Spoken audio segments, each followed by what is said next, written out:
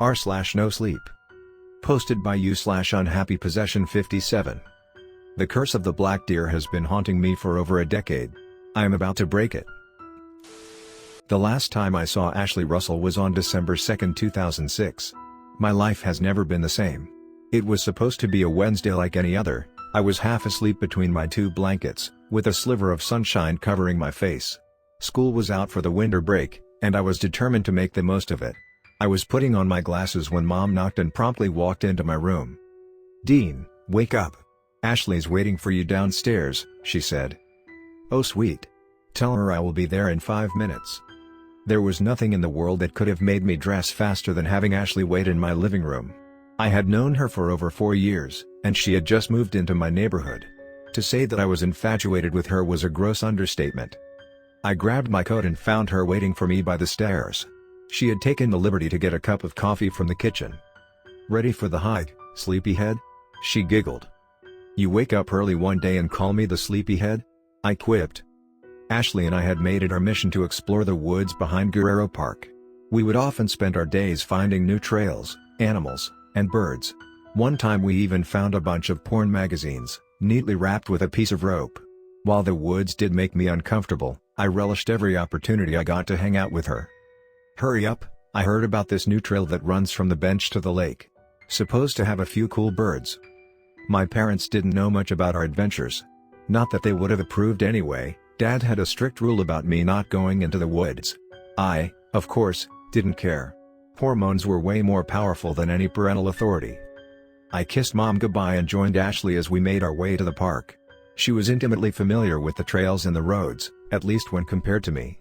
Like every other time, we joked about school, discussed our sophisticated taste in music, which mostly consisted of pop-punk, and worried over college decisions. Before long, we made it to the park bench, although my boots now had snow inside them. I had never seen the bench before. It was painted the most obnoxious orange and had rust collecting on its sides. "We have to go straight down and then take a left where this trail ends. We can spend around an hour by the lake and should be home before sundown." "Sounds great," I said, with as much faux enthusiasm as I could muster. There was a semblance of a trail, but most of the markings were covered in snow, which by now was shining brightly in my face thanks to the afternoon sun. I followed Ashley as she made her way down the path. We resumed our conversations about the new iPod I was planning to buy. Midway through, Ashley turned and locked eyes with me. She asked me to take off my gloves and then grabbed my hand. 10 million butterflies made their way around my stomach, and I started to turn red. I couldn't believe that this was happening. Perhaps it was this dopamine cloud in my head, or the rapid beating of my heart, but I didn't realize that we were now deep in the woods. I soon came to my senses and noticed that our surroundings were eerily quiet. What was once a bustling forest had now become deafeningly silent. Almost like someone had told it to stop all activity and shut up. Ashley spotted something and ran towards it. From what I could see, it looked like a black deer. I had seen the occasional black deer on hunting trips with my father, but something about this one made me feel uneasy. He was a lot bigger than a deer should have been. His antlers were high enough to brush against the tall branches of the trees.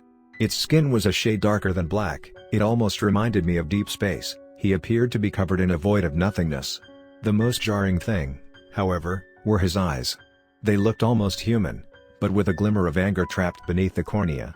I felt almost naked looking at him. I felt seen. I felt afraid. "Dean, look at this little baby," Ashley yelled. I took a slow step forward, alarm bells ringing in my ears. "Hey Ashley, this might not be such a good idea. He could be infected, you know. Let's head back." "Geez, would you stop worrying?" I walked toward her. "Hey, come on now, let that thing be," I protested. Ashley turned around and dropped her arms. "Why are you such a killjoy?" He kept staring at me. Ashley was turning around when his focus went to her. With a swift motion, I saw him stand on its two legs. His eyes went from pitch black to a marble white and his antlers grew longer as he stood up tall. His legs had now morphed into hands. Ashley screamed as loud as she could. Her voice reverberated through the forest.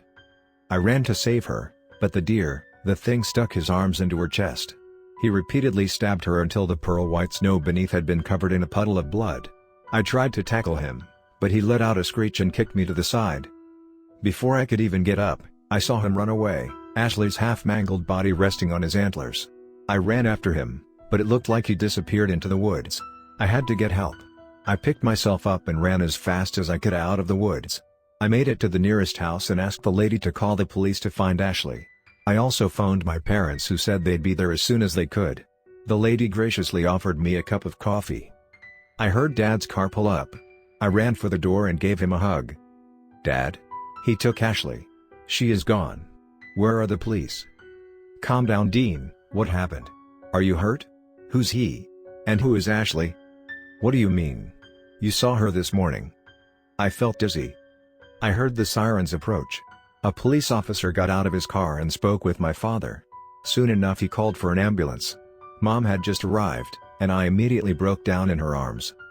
"They don't believe me. No one is saving Ashley. She is hurt. She needs help," I pleaded. "I know, baby," she held me tight. The paramedics took me to the hospital, where a CT scan revealed that I had significant inflammation in my brain. Weirdly enough, I had no external injuries. I kept asking the doctor if they had found Ashley and the deer responsible for taking her away. Mom and Dad would stare in silence when I would cry out her name. "Son, this is Dr. Paul. He is going to ask you a few questions, okay?" My dad slowly left the room. Over the course of the next 2 weeks, Dr. Paul would ask me to recount the events of the day repeatedly. He was sympathetic to my story but prescribed me a cocktail of medicines. "Where is she? Have the police found her?" I cried. "Listen, son, you took a very hard fall out in the woods. This Ashley and this deer you talk about are not real. The address you gave us led to a house that has been empty since 1997. I understand that this is a lot to take in, but don't worry, we will work through this together." "Not real? What the fuck was he talking about? Ashley was real. She was a significant part of my life. Her parents knew me, Mom was even friends with them. She went to my school, surely, the teachers there would know her. I was sedated heavily for the remainder of the month. Mom would pray by my bedside, but I could only think about Ashley. I would have nightmares about the deer and his marble eyes. I knew she was real. I knew what I saw. When I was discharged, I made it my life's goal to find her, but the police were right. There was no girl by the name of Ashley in our neighborhood or in my school. Her house had indeed been uninhabited since 1997. I tried to find her for months. I stopped eating and gave up on school.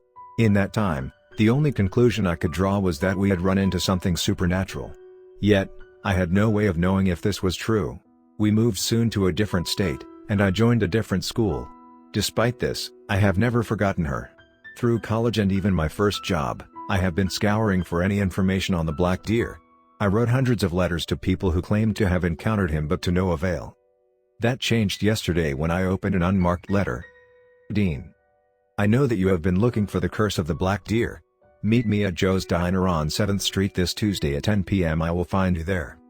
I don't know who this person is, but I hope he knows where my Ashley could be.